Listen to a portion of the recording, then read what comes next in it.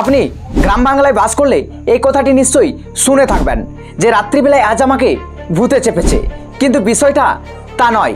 এটাকে বিজ্ঞানের ভাষায় বলা হয় স্লিপ প্যারালাইসিস, যার অভিজ্ঞতা কম বেশি অনেকেরই হয়ে থাকে, যেখানে ব্যক্তিটি হঠাৎ ঘুমের মধ্যে জেগে ওঠে কিন্তু তার শরীর নাড়াতে পারে না। এ অবস্থায় অনেকে এটা অনুভব করে যে তার পাশে কেউ যেন বসে রয়েছে বা কখনো দাঁড়িয়ে রয়েছে, কিংবা কখনো তার শরীরের উপর কেউ যেন উঠে বসে গেছে। এই অবস্থায় ভয়ানক অদ্ভুত সারা শব্দ এবং অশরীরী অবয়ব, যেটাকে আমরা গ্রাম বাংলার মানুষ ভূত দেখা বলে থাকি। আসলে এটি মস্তিষ্কের এমন একটি অবস্থা যেখানে বাস্তব এবং কল্পনার মাঝে একটা বিভ্রান্তির সৃষ্টি করে। এই অবস্থায় মস্তিষ্ক ঘুমের র্যাপিড আই মুভমেন্ট থেকে বেরোতে থাকে, যে অবস্থায় আমরা স্বপ্ন দেখতে পাই। এই অবস্থায় শরীর সচেতন থাকলেও কোনো সংকেত পাঠাতে পারে না, ফলে শরীর না নাড়াতে পারার অনুভূতিটা বেশ আতঙ্কজনক হয়ে ওঠে।